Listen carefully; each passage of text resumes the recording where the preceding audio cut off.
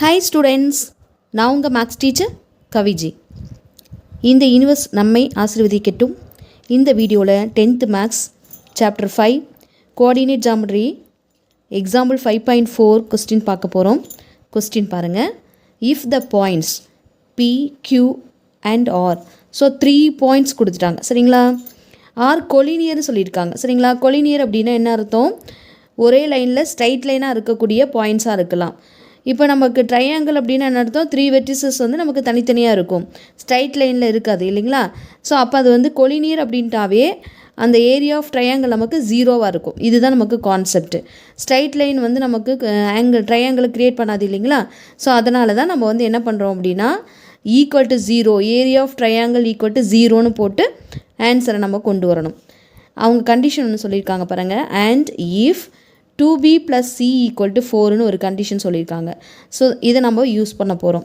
Then find the values of b and c சரிங்களா. இந்த q பாயிண்டில் பாருங்கள், bயும் cயும் கொடுத்துருக்காங்க இல்லையா. இந்த பாயிண்ட்ஸை நம்ம வந்து ஃபைண்ட் பண்ண போகிறோம். நம்ம அவங்க என்ன கண்டிஷன் சொல்லியிருந்தாங்களோ அதை தான் ஃபஸ்ட்டு நம்ம எழுதுகிறோம். சொல்யூஷனில் என்ன எழுதுகிறோம்? நம்ம என்ன கண்டிஷன் சொல்லியிருக்காங்களோ அதை நம்ம எழுதுகிறோம். Since the 3 points p -1, -4, q, b, c and R 5, -1 are கொலினியர்னு எழுதிக்கிறீங்க. அப்போ ஏரியா ஆஃப் ட்ரையாங்கிள் வந்து நமக்கு 0 அப்படிங்கிறத நம்ம இங்கே தெளிவுபடுத்தணும். நெக்ஸ்ட்டு பார்த்தீங்கன்னா ஃபார்முலா எழுதுறீங்க. ஃபார்முலாவுக்கு 1 மார்க் நமக்கு ஆன்சர் கீழே இருக்குது பப்ளிக்கில்.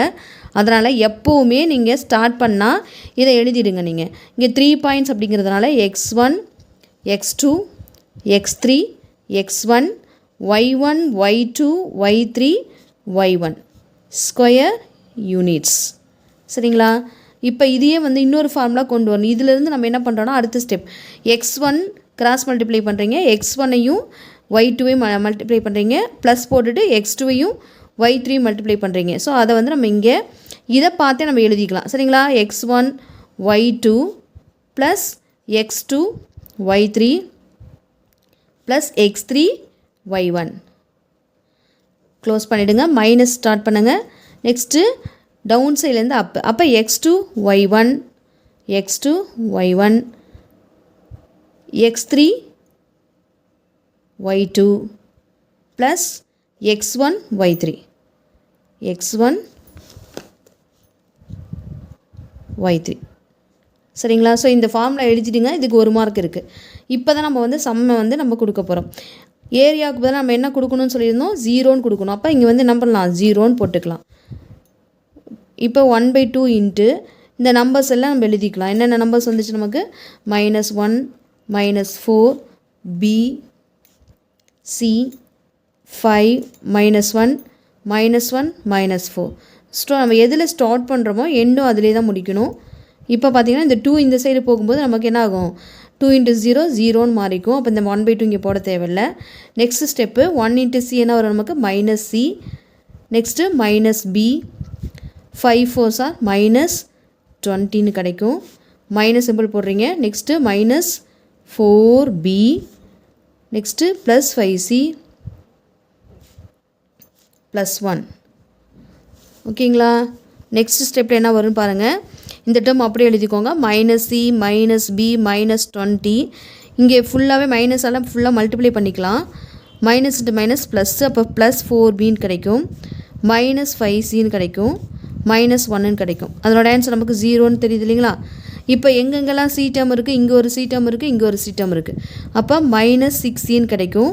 b பாருங்கள், இங்கே -b இருக்குது, இங்கே +4bன்னு இருக்குது. அப்போ ரெண்டையும் செப்பரேட் பண்ணணும். சிம்பிள் டிஃப்ரெண்ட் சிம்பிளாக இருக்கனால செப்பரேட் பண்ணணும்.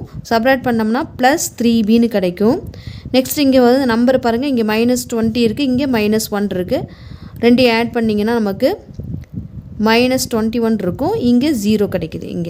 இங்கே பார்த்தீங்கன்னா இந்த ஈக்குவேஷனில் மல்டிபிள் ஆஃப் 3s இருக்குது இல்லைங்களா. பாருங்கள் 6, 3, 21 எல்லாமே மல்டிபிள் ஆஃப் 3s. ஸோ அதனால் நான் என்ன பண்ணுறேன்னா ஒரு 3ஆல் ஃபுல்லாக டிவைட் பண்ணி எடுத்திருக்கேன். அப்போ இங்கே என்ன வரும் நமக்கு? -2cன்னு கிடைக்கும், இங்கே +bன்னு கிடைக்கும், இங்கே -7 கிடைக்கும், = 0. இப்போ நான் வந்து b வந்து ப்ளஸில் இருக்கிறனால ஃபஸ்ட்டு போட்டிருக்கேன். b -2c, இந்த -7 அந்த சைடு போகும்போது +7ஆக மாறிடும். இப்போ பாருங்கள், நமக்கு கொஸ்டினில் ஒரு கண்டிஷன் கொடுத்துருந்தாங்க இல்லைங்களா. 2b + c = 4ன்னு கொடுத்துருக்காங்க. அதை எடுத்து இங்கே எழுதுங்க. 2b + c = 4.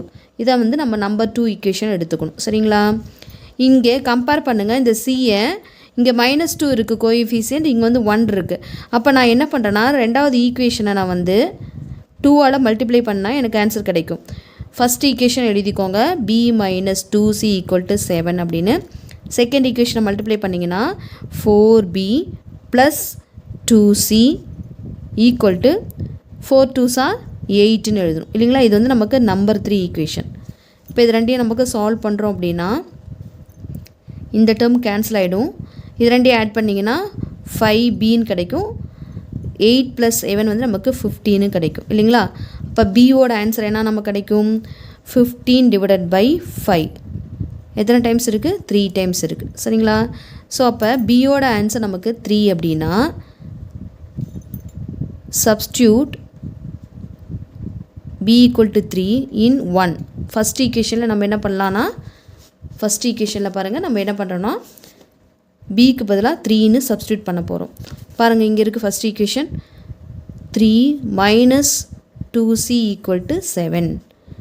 ஸோ இந்த 3 அந்த சைடு அனுப்புனீங்கன்னா -2c = 7 - 4ன்னு கிடைக்கும். 7 - 3ன்னு கிடைக்கும். ஸோ அப்போ அதனோட ஆன்சர் நமக்கு 7 - 3 நமக்கு 4 -2cயோட ஆன்சர்.